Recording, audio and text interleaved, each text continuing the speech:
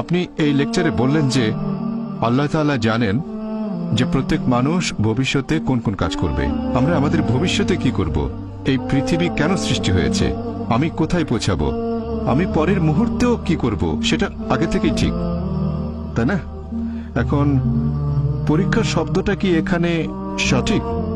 কারণ আমরা যখন পরীক্ষা দেওয়ার কথা বলি যুক্তির সাথে, তাহলে পরীক্ষা এমন একটা জিনিস যার ফলাফল আগে জানা যায় না। এখন আমরা যখনই পরীক্ষা শব্দটা বলি সেখানে ফলাফল অজানা, তাহলে এটা কি সঠিক? কারণ যদি এটা জানা থাকে, আল্লাহ জানেন এর ফলাফলটা কি হবে, আমাদের প্রত্যেকের কি হবে, আর আমরা কে কোথায় যাব, তাহলে আমরা এখানে এসেছি কেন? স্যার, আরেকটু বুঝতে পেরেছি। একবার একটা প্রশ্ন প্লিজ। না, এই প্রশ্নটাই শেষ করতে চাই। প্রশ্নটা কমপ্লিট করবেন? হ্যাঁ।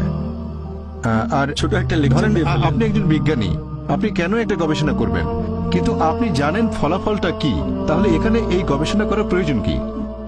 ভাই, আপনি প্রশ্ন করলেন, ইনশাআল্লাহ অমুসলিম ভাই বোনদের প্রশ্ন করার সুযোগ দেন। আমরা অমুসলিমদের প্রশ্নের উত্তর দিতে চাই। ভলান্টিয়ারদের বলবো অমুসলিমদের সামনে নিয়ে আসেন। কোন অমুসলিম থাকলে আপনারা লাইন ভেঙে সামনে আসেন, আমাকে প্রশ্ন করতে পারেন, আমরাও সেটা চাই। ভাই মুর্তজা প্রশ্ন করলেন, যখন কোনো একটা পরীক্ষা নেওয়া হয় ফলাফল আগে থেকে জানা থাকে না, ফলাফল জানা থাকলে পরীক্ষা হলো কোথায়? একটা সায়েন্টিফিক টেস্টের রেজাল্ট আগে জানা থাকে না, রেজাল্ট আগে জানলে পরীক্ষাটা হলো কোথায়? সুন্দর প্রশ্ন। কেউ আল্লাহকে পরীক্ষা করবে না, আল্লাহ সব ফলাফল জানেন, তবে আল্লাহ এই পরীক্ষাটা দিচ্ছেন না, পরীক্ষা দিতে হবে আমাদের।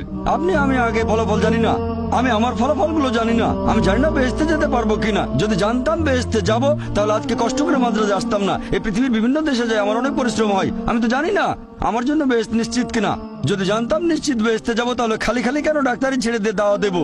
আমি জানি না, আমি নিশ্চিত না যে বেহেশতে যেতে পারবো কিনা। আমি আল্লাহ তাআলার কাছে দয়া প্রার্থনা করছি, আমাকে দয়া করো, বেহেশতে দাখিল করো। আমি আল্লাহ তাআলার কাছে দোয়া করছি। এভাবে বলবো না যে আমি খুব ভালো দায়িতা বেহেশতে চলে যাব। যে মানুষটা পরীক্ষা দিচ্ছে সে আগে থেকে ফলাফল জানে না। আপনি জানেন না বেহেশতে যাবেন না দোজখে, আমিও জানি না, তবে আল্লাহ জানেন। আমি আমার লেকচারে একটা উদাহরণ দিয়েছিলাম। একজন টিচার যখন পরীক্ষা নিচ্ছেন, অনেক সময় টিচার ফলাফলটা অনুমান করতে পারেন। টিচার জানেন এই ছাত্র পরীক্ষায় ফার্স্ট হবে, তারপরে এই ফেল করতে পারে। তাহলে কি বলবেন যে আমি পরীক্ষা দিতে যাব না? পরীক্ষা দেবেন আপনি, টিচার পরীক্ষা দেবেন না। এখন বিজ্ঞানী যখন কিছু গবেষণা করেন, সেই বিজ্ঞানী আগে থেকে ফলাফলটা জানেন না, সেজন্য তিনি গবেষণা করেন। আল্লাহ সুবহানাহু ওয়া তাআলা কোনো বিজ্ঞানী নন, আমাদের নিয়ে গবেষণাও করছেন না। এটা ভুল ধারণা। আল্লাহ আমাদের নিয়ে এক্সপেরিমেন্ট করছেন না। আল্লাহ সুবহানাহু ওয়া তাআলা আমাদের স্রষ্টা, বিশ্বজগতের স্রষ্টা। তিনি দুনিয়াতে সৃষ্টি করেছেন আমাদেরকে, এই মানুষকে, যাদের রয়েছে স্বাধীন ইচ্ছা, তিনি জানেন। এখন তিনি আমাদের এই পৃথিবীতে জীবন দিয়েছেন, কারণ যদি তিনি এভাবে আমাদের পরীক্ষা না করেন, তাহলে শেষ বিচারের দিনে আপনি আল্লাহ তাআলাকে প্রশ্ন করবেন, আমাকে কেন দোজখে পাঠালেন? যদি আল্লাহ দোজখে পাঠান, এটা আল্লাহ জানেন, আমি জানি না, তাহলে এটা পরীক্ষা।